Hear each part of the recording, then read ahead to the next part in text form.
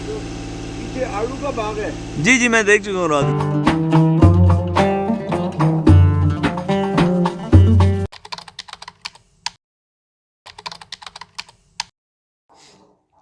जी अस्सलाम वालेकुम एवरीवन। हम लोगों की सुबह हो चुकी है। शाजी तो अभी तक जो है ना वो सोए भी हैं और बाहर शाजी उठ जाए। आज हम लोगों ने कलाम निकलना है यहाँ से। हम लोग रात को ये बहरैम के पास रुके हैं। शाजी टाइम इस वक्त के 7:30 और हम लोगों का प्लान है कलाम के लिए। और कलाम शाजी करेंगे उठें, बस उठ जाए हम लोग। क्या टाइम हो रहा है भाई? 7:30। सुबह तो जल्दी क्यों हो जाती है? सुबह लेट है शादी। चल भी उठे। ओए ठंड। ये बहरैन से पहले हमने स्टे किया है। हवा यहाँ पे इतनी तेज चल रही है, ठंडी। बाहर मैं सुसु कर गया है। जैसे अभी आपको हवा मजा कर रही है ना, फिर जूतों में मजा आता। पीछे आड़ू का बाग है। जी जी, मैं देख चुका हूँ रात। वो आपके नाश्ते वाला भाई फिर रहा है दीदी, खाली कोयलों को पंखियां मार रहा है।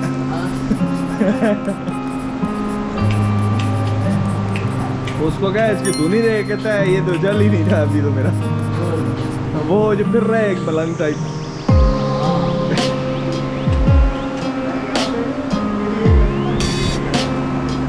गिरे आप अब।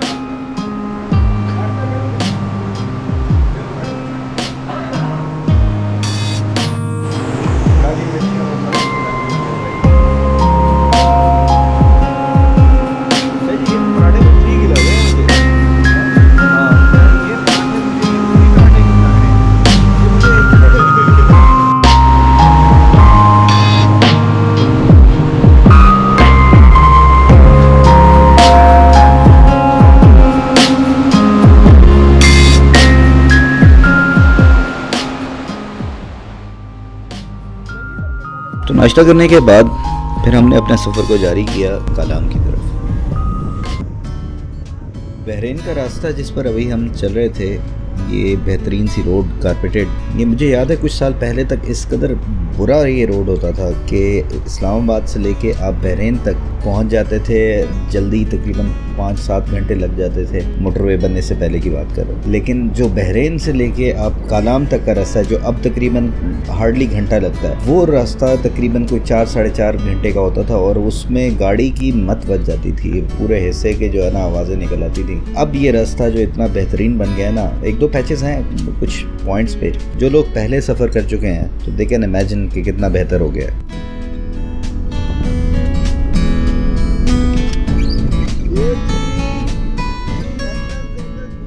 जैसा कि आप मुसाफिर ब्लॉग के फॉर्मेट से वाकिफ़ हैं कि ऐसी बेहतरीन किस्म की वादियों से गुजर रहे हो, तो मेरी कोशिश यही होती है कि आपको हर तरह का एक्सपीरियंस इंफॉर्मेशन प्रोवाइड की जाए और हर तरह से आप लोगों को साथ लेके चलूँ। तो ये इस खूबसूरत सी वादी का ड्रोन शॉट तो बनता है।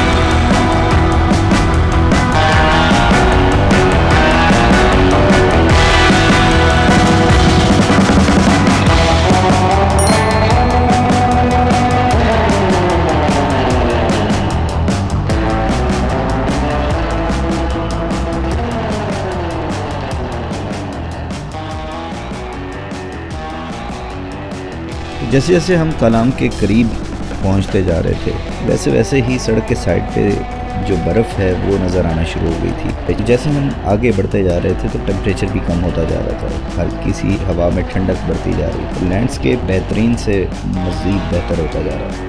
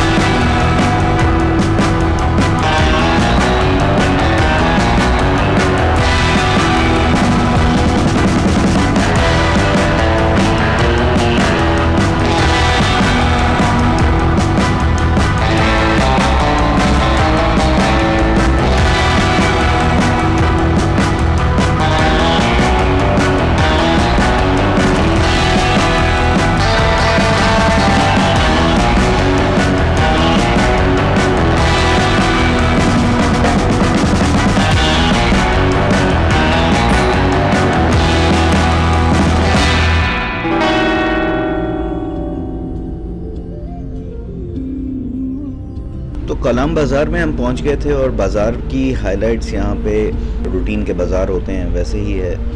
रोड को इतना ख़ास अब बेहतर हो गया है लेकिन पहले काफ़ी ख़राब हुआ करता था क्योंकि हमने खाना शाना भी खा लिया था, चाय शाय भी रास्ते में पी थी तो इस वजह से वो भी ज़रूरत नहीं थी। तो हमने कहा नेक्स्ट स्टॉप हम करते हैं जाके सीधा ओशू फॉरेस्ट में, जो यहाँ से बाज़ार से तकरीबन हार्डली कुछ 10 से 15-20 मिनट का रास्ता है, लेकिन जो रोड बीच में है वो थोड़ा सा टूटा फूटा है। तो लेट्स सी आगे बढ़ते हैं कि कैसा रास्ता हमें मिलता है।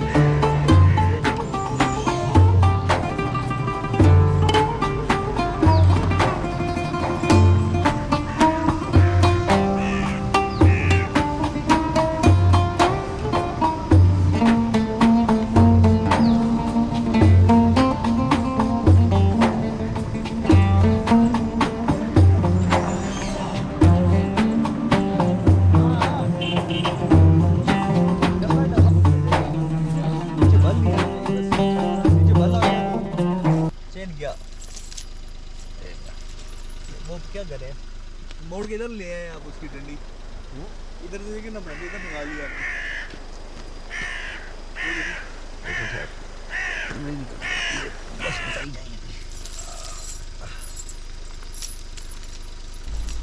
अब ओशु फॉरेस्ट में जैसा कि आपने देखा है कि एक ही ट्रैक है, सामने से आने वाले के लिए और वापस जाने के लिए बर्फ में ट्रैक जो बना हुआ है वो एक ही है। जब कभी कोई सामने से गाड़ी आ जाए तो एक गाड़ी को नीचे उतरना पड़ता है, और unfortunately if that is you तो फिर आपको उस दोबारा ट्रैक में आने के लिए काफी टाइम लगेगा और काफी गाड़ी को जोर लगाना पड़ेगा। एक दफा हमारे साथ ऐसा हो गया था पहले, तो हमने इसलिए कहा कि अब टायर को चेन लगा लें। स्नो चेन्स की वजह से आप फिर थोड़ा ट्रैक से ऑफ एंड ऑन इजीली हो जाते हैं। टायर को चेन लगाना शुरू की, साथ में अब ये ओशु फॉरेस्ट में हो और इतना ज़बरदस्त किस्म का सीन हो तो फिर ड्रोन शॉट लिए बगैर मैं तो रह नहीं सकता। तो let's check out the drone shots. उसके लिए